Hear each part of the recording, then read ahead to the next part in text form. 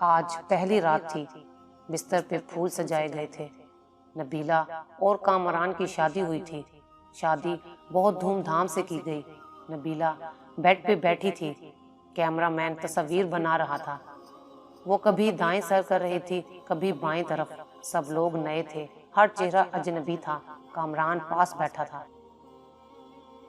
سب محلے والے دلہن دیکھنے آئے ہوئے تھے۔ نبیلہ نظریں جھکائے بیٹھی ہوئی تھی۔ رات کے 12 بج چکے تھے۔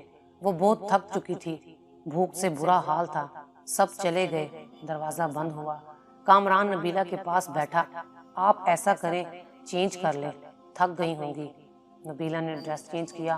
بھوک سے اس کی حالت غیر ہو رہی تھی، لیکن کیا کر سکتے تھے؟ کامران کو اس کی تھکن سے کیا واسطہ تھا؟ وہ محبت بھری باتیں کہاں کرنا چاہتا تھا؟ نبیلہ کو اپنی مردانگی کا روب ڈالتے ہوئے بولا، دیکھو مجھے تماشے اچھے نہیں لگتے، میری باتیں کان کھول کر سن لو۔ میں بار بار یہ باتیں نہیں بولوں گا۔ گھر کے سارے کام تمہارے ذمہ ہیں، کھانا بنانے سے لے کر جھاڑو صفائی تک۔ سن رہی ہو نا؟ نبیلہ نے ہاں میں سر ہلایا۔ نبیلہ سوچ رہی تھی کوئی گفٹ دے گا، کوئی محبت بھری باتیں کرے گا، لیکن اس کو نبیلہ سے کام کروانے کی فکر تھی۔ شادی کے دن گزر گئے، ہاتھ میں جھاڑو، مقدر میں کچن لکھ دیا۔ نبیلہ کی جٹھانی ان کی رشتہ دار تھی، لیکن یہ غیروں سے بیاہ کر گئی تھی۔ نبیلہ کھانا بنانا، صاف صفائی کرنا، کپڑے برتن سب کام کر کے جب تھک کر ٹوٹ جاتی تو رات کو شوہر کے نخرے اٹھانا۔ کامران بہت روکھے ہوئے لہجے میں بات کرتا تھا نبیلہ سے۔ رات ڈنر ہوا، اپنے کمرے میں چلے گئے۔ نبیلہ کامران کے پاس بیٹھ گئی۔ کامران، شادی کو 3 ماہ گزر گئے ہیں، آپ مجھے کہیں گھمانے لے کر نہیں گئے۔ کامران حیرت سے دیکھ رہا تھا نبیلہ کی طرف۔ نبیلہ، گھمانے مطلب کہاں جانا ہے؟ اس نے اتنے روکھے لہجے میں پوچھا کہ نبیلہ سہم سی گئی۔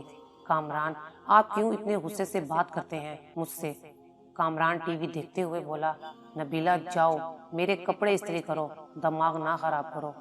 یار میں سارا دن کا تھکا ہوا ہوں۔ نبیلہ پیروں کی طرف بیٹھ گئی۔ اچھا چلیں، آپ لیٹ جائیں، میں آپ کو دبا دیتی ہوں۔ کامران لیٹ گیا۔ نبیلہ کامران کے پاؤں دبانے لگی۔ کامران سو گیا تھا۔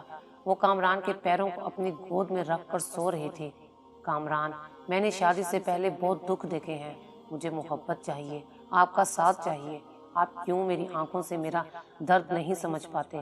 اصل میں نبیلہ کی ماں نہیں تھی، سوتیلی ماں کے ساتھ جوان ہوئی، اور سوتیلی مائیں کیا سلوک کرتی ہیں یہ مجھے لکھنے کی ضرورت نہیں ہے۔ نبیلہ نے بہت درد سہا تھا۔ سوتیلی ماں کے ہاتھوں یہاں ایک ظلم یہ بھی تو کیا گیا تھا۔ نبیلہ 20 سال کی تھی اور کامران 36 سال کا۔ جیسے نبیلہ سے جان چھڑوانی تھی ان لوگوں نے۔ وہ قدموں کے ساتھ لپٹی ہوئی اپنے ہم سفر سے احساس کی بھیک سی مانگ رہی تھی۔ صبح وہ فجر کی نماز سے پہلے جاگ جاتی۔ ناشتہ بنانا سب کے لیے اس کا ذمہ تھا۔ وہ اپنا درد کسی پہ عیاں نہ ہونے دیتی۔ وہ بس اپنے گھر میں آباد ہونا چاہتی تھی۔ کامران کا ساتھ اسے چاہیے تھا۔ اکثر کبھی تھکن کی وجہ سے برتن نہ دھو سکتی یا جھاڑو ٹائم پہ نہ لگا پاتی تو ساس اسے لاکھوں باتیں سناتی۔ وہ اپنے لبوں کو سی کر ہر طعنہ برداشت کر جاتی تھی۔ کامران، مجھے ہر مہینے 5000 دے دیا کرے نا۔ کامران نے زہر آلود نگاہوں سے دیکھا نبیلہ کی طرف۔ خیر ہے نا، 5000 کیوں چاہیے تم کو؟ نبیلہ نے بڑے پیار سے جواب دیا۔ کامران، میں عورت ہوں نا، میری ضروریات ہوتی ہیں، پیسے پاس ہوں تو کبھی بازار جاؤں تو اپنے لیے کچھ ضروری چیزیں خرید لیا کروں۔ اب میں آپ کے بھائی سے تو یہ سب باتیں کہہ نہیں سکتی۔ کامران کو نہ جانے کیوں ایک چڑ سی تھی نبیلہ سے۔ اس نے غصے میں بولا، نبیلہ دیکھو میرے پاس اتنے پیسے نہیں ہیں کہ تم کو الگ سے دے سکوں۔ جو چاہیے ہو امی سے کہہ دیا کرنا، وہ لاغ دیا کریں گی۔ الگ سے خرچہ چاہیے اس کو۔ نبیلہ کامران کے پاس بیٹھ گئی۔ کامران، آپ نہ دیں مجھے کچھ بھی، مگر پھر بھی میں آپ کے ساتھ خوش ہوں۔ بس آپ مجھ سے پیار سے بات کر لیا کریں، مجھے پیار سے آواز دیا کریں، میرا نام پیار سے پکارا کریں۔ قسم خدا کی میں سب کچھ بھول جایا کروں گی، دن بھر کی تھکن، وہ پرانے درد، سب کچھ، بس آپ مجھے محبت سے پکارا کریں۔ کامران نے وقتی طور مسکرا کر کہا، تو پیار سے ہی تو رہتا ہوں تمہارے ساتھ۔ نبیلہ ناز اٹھانے والے لہجے میں بولی، کامران آپ نہیں نہ کرتے پیار سے بات مجھ سے، لیکن آپ بس غصہ ہی دکھاتے ہیں۔ کامران یہ دیکھیں کہ میری برتھ ڈے تھی، میں نے آپ کا نام اپنے ہاتھ پہ مہندی سے لکھا ہے۔ کامران جیسے بس بیزار سا ہو رہا تھا اس کی باتوں سے۔ نبیلہ پیار سے باتیں کر رہی تھی کامران سے، لیکن کامران دل ہی دل میں بول رہا تھا، کیا پاگل پلے پڑ گئی ہے میرے، اس کو کیا کہوں میں، نہ جانے کیوں بے رخی کرتا تھا وہ۔ انہوں نے نیا گھر بنانا تھا، گاؤں کے لوگ تھے۔ کامران نے نبیلہ سے کہا، نبیلہ آج رات اینٹیں آ جائیں گی، تم ہماری مدد کرنا، اینٹیں گھر میں پھینکنی ہیں۔ نبیلہ نے دن بھر گھر کے کام کیے، پھر رات کو وہ اینٹیں اٹھا اٹھا کر گھر میں پھینکنے لگی۔ رات کے 3 بج گئے تھے، کام ختم ہوا، اس کا جسم درد اور تھکن سے بے جان سا ہو رہا تھا۔ کامران لیٹ گیا، نبیلہ پاس گئی، کامران پلیز میرا سر دبا دینا، مجھے بہت درد ہو رہا ہے۔ کامران نے کروٹ بدلی، یار جاؤ پیناڈول کھا لو، مجھ سے دبایا نہیں جاتا۔ وہ بستر پہ لیٹ گئی، نہ جانے کیوں آنکھوں سے آنسو بہنے لگے۔ وہ رو رہی تھی، اس کو بہت درد ہو رہا تھا۔ وہ منہ پہ ہاتھ رکھ کر سانس روکنے کی کوشش کر رہی تھی۔ کامران پاس سویا ہوا تھا کہ درد سے نہ سو سکی۔ فجر کی آذان ہونے لگی کہ اس کی آنکھ لگ گئی۔ وہ سوئی ہوئی تھی کہ ساس گالیاں دے رہی تھی، میڈم سوئی ہوئی ہے، شرم ہی نہیں ہے، ٹائم دیکھو۔ کامران بھی برہم ہوا، وہ اٹھی، کامران غصے میں تھا، نبیلہ شرم ہے تم کو، ٹائم دیکھو، امی خود ناشتہ بنا رہی ہیں، تمہاری آنکھ ہی نہیں کھلتی۔ نبیلہ کیا کہتی، جبکہ اب کامران کو فرق ہی نہیں پڑتا تھا۔ نبیلہ مر رہی ہو یا کسی درد میں ہو، وہ خاموش ہوئی، کچن میں چلی گئی، سارا کام کیا۔ اس کی حالت کافی خراب تھی، اس نے کسی سے کچھ نہ کہا۔ شادی کو 3 سال گزر گئے تھے، لیکن اولاد نہیں تھی۔ ان 3 سالوں میں کوئی ایسی سانس نہیں تھی جب کبھی سکون پایا ہو۔ نئے گھر کا کام شروع کیا، وہ مزدوروں کی طرح کام کرنے لگی۔ دن بھر سب کے لیے کھانا بناتی، پھر کبھی اینٹیں اٹھا کر دیتی تو کبھی مٹی اٹھا رہی تھی۔ 4 مہینے اس نے مزدوری کی، گھر تیار ہوا۔ کامران کے ساتھ رہتے ہوئے وہ کامران سے دور تھی، کامران اس سے دور رہنے لگا۔ دن کی دوری سے راتوں کی دوریاں بھی بڑھنے لگی تھیں۔ اولاد نہ ہونے کے طعنے دینے لگے، ایک ڈر سا اسے ستانے لگا۔ کامران تو پہلے ہی اسے دکھ دیتا تھا، لیکن اب اولاد نہ ہونے کے طعنے۔ ان دنوں کہیں اس سے چھپ کر کامران کی دوسری شادی کی باتیں ہونے لگیں۔ وہ سب کے رویے سمجھ رہی تھی، کچھ تو غلط ہو رہا تھا۔ نبیلہ ایک نوکرانی سے بڑھ کر کچھ نہ تھی، وہ لبوں کو سیے بیٹھی تھی۔ نبیلہ کو ایک خوف تھا، کہیں کامران مجھے دور نہ کر دے۔ لیکن جٹھانی کی چھوٹی بیٹی نے بتایا، آنٹی نبیلہ، ماما کہہ رہی تھی کامران چاچو کی شادی کرنی ہے، نئی آنٹی لے کر آنی ہے۔ نبیلہ سمجھ چکی تھی کوئی قیامت ٹوٹنے والی ہے، لیکن وہ خاموش تھی۔ کامران کمرے میں بیٹھا چہرے پہ کریم لگا رہا تھا۔ نبیلہ پاس گئی، آج کل بہت کریم لگا رہے ہیں، بڑے سونے لگ رہے ہیں آپ۔ نبیلہ کامران کے کندھے پر سر رکھ کر بتا رہی تھی، کامران آپ خوش رہیں، ہمیشہ میں نماز پڑھ کر آپ کے لیے بہت دعائیں مانگا کرتی ہوں، آپ کی زندگی کی دعا مانگتی ہوں، آپ کے ساتھ ہی تو میرا سب کچھ ہے۔ جیسے وہ ایک درد دل میں چھپا کر خود کو سمجھا رہی ہو کہ کامران مجھے کبھی نہیں چھوڑے گا۔ اور پھر وہ دن آ گیا، لڑکی والے کامران کے گھر آئے۔ ساس نے سختی سے کہا، کھانا بناؤ اور اپنے کمرے میں چلی جاؤ، سامنے نہ آنا، منحوس۔ وہ اتنی بے روخی سمجھ رہی تھی۔ اس نے شادی کے بعد ایک کام سیکھ لیا تھا، درد کو چھپانا، خاموشی سے رونا اور بے پناہ گلے، لیکن شکوہ نہ کرنا۔ وہ واپس پلٹ کر دیکھتی تو سوتیلی ماں تھی جو اسے واپس قبول نہ کرتی۔ سامنے کامران کی شادی تھی جو کبھی بھی دھکے دے کر نکال سکتا تھا۔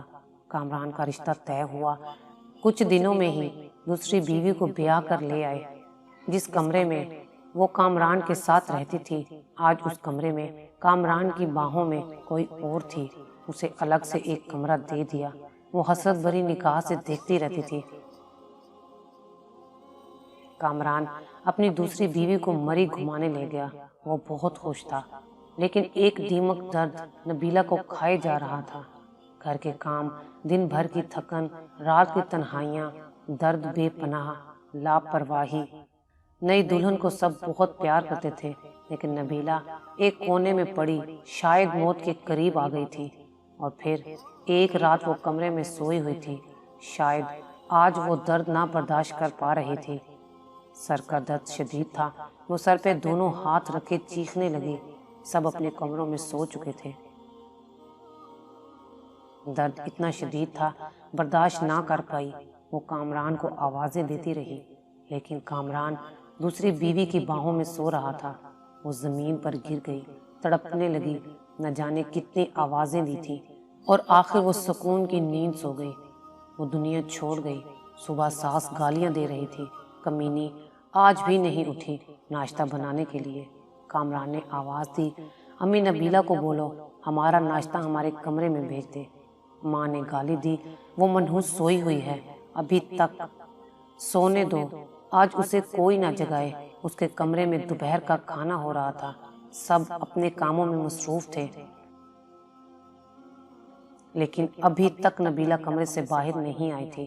آخر ساس کمرے میں گئی، دیکھا نبیلہ اوندھے منہ زمین پر پڑی تھی۔ ساس نے شور مچا دیا، سب اکٹھے ہو گئے۔ دیکھا وہ اکڑ چکی تھی۔ اس کی لاش کو چارپائی پہ ڈالا۔ اس کے آنسو ابھی تک آنکھوں میں تھے۔ اچانک سے کیسے مر گئی؟ ان لوگوں نے اسے دفنا دیا، کوئی آنکھ نہ روئی تھی۔ ایک دن اس کے کمرے کی صفائی کرتی کامران کی دوسری بیوی نے دیکھا، کچھ رپورٹ اور دوائیاں تھیں اس کے کمرے میں۔ وہ دیکھ کر حیران ہو گئی۔ اس کو برین ٹیومر تھا۔ نہ جانے کب سے وہ یہ درد سہ رہی تھی۔ ایک ڈائری بھی لکھ رہی تھی، یہاں وہ اپنے درد لکھا کرتی۔ اس کی ڈائری کے کچھ جملے، کامران مجھ سے روٹھا روٹھا رہتا ہے، میری طرف دیکھتا ہی نہیں۔ آج میں نے سارا دن مزدوری کی، کامران نے مجھے ٹھنڈا پانی پلایا، میں بہت خوش ہوں۔ کامران کہتا ہے میں بہت اچھی ہوں، لیکن پھر بھی پتہ نہیں کیوں مجھ سے دور رہتا ہے۔ آج میں اس کے لیے بہت تیار ہوئی تھی، خود کو سنوارا تھا، لیکن پاگل نے ایک بار بھی میری طرف نہیں دیکھا۔ پھر میں ناراض بھی نہیں ہوئی، وہ بہت ڈانٹتا ہے، کچھ کہوں تو۔ مجھے جان لیوا بیماری ہے، لیکن میں کامران کو نہیں بتاؤں گی، وہ پریشان ہو جائیں گے۔ ہمارا گھر بن کر تیار ہو گیا، میں نے اپنا کمرہ بہت سجایا، کامران کی شادی کر رہے ہیں۔ مجھے گھر سے نکالا تو کہاں جاؤں گی میں؟ میرا تو کوئی ہے بھی نہیں، بس نوکرانی بن کر مرنے تک یہی رہوں گی۔ کامران اپنی دلہن سے بہت پیار کرتا ہے۔ اسے برگر لا کر دیا۔ میں نے کہا مجھے بھی لا دو۔ کہتا ہے تم برتن دھو جا کر، دماغ نہ خراب کرو میرا، بھلا میں نے برگر ہی تو مانگا تھا۔ آج صبح سے میری سانس رک رہی ہے، ایسے لگ رہا ہے میرا وقت قریب آ گیا۔ کاش کامران کی باہوں میں مر سکتی، کاش کامران میرا درد سمجھتا، مجھے سینے سے لگاتا، میں سکون سے مر جاتی۔ کامران آپ کبھی میری یہ ڈائری پڑھیں تو خود کو میری موت کا ذمہ دار نہ ٹھہرانا، بہت پیار کرتی ہوں آپ سے، بس نصیب سے ہار گئی ہوں، بس نصیب سے ہار گئی ہوں، شاید کہ میری قسمت میں خوشیاں نہیں لکھی۔ اور ہاں پاگل ایک برگر ہی تو تھا، کنجوس، تم مجھے لا دیتے تو کیا ہو جاتا، ڈانٹنے کی کیا ضرورت تھی۔ اپنی دوسری بیوی کا خیال رکھنا، میں تو نہیں ہوں گی، جب آپ کے ہاں اولاد ہونا تو میری قبر پر ضرور آنا ایک بار۔ تمہاری نبیلہ۔ مجھے بہت درد ہو رہا ہے، اب لکھا بھی نہیں جا رہا۔ کامران دل چاہ رہا ہے آپ کے پاس آ جاؤں، لیکن کے بعد سب کچھ ادھورا رہ گیا۔ نبیلہ خاموشی سے مر گئی۔ کامران ڈائری پڑھ کر بہت رویا، لیکن اب رونے کا کیا فائدہ تھا؟ وہ بیچاری نہ جانے کتنا روئی تھی۔ اس کی قبر پہ قدموں کی طرف بیٹھ کر معافی مانگنے لگا، لیکن اب معافی مانگتا یا کچھ بھی کرتا، وہ کہاں لوٹ کر آنے والی تھی۔ ایسے نہ جانے کتنی نبیلہ آج بھی ہیں جو اپنے ہم سفر کی بے روحی پہ جی رہی ہیں۔ جو درد سہتی ہیں، شکوہ نہیں کرتی۔ ارے بے قدرو، اپنی ہم سفر کو محبت سے دیکھ ہی لیا کرو، خدا کی قسم وہ ہر درد ہر دکھ بھول جاتی ہیں۔ اس سے پہلے کوئی نبیلہ دنیا سے چلی جائے اور آپ کو جب تک سمجھ آئے دیر ہو چکی ہو، کہ یاد رکھنا قیامت کے دن محشر کو پوچھا جائے گا۔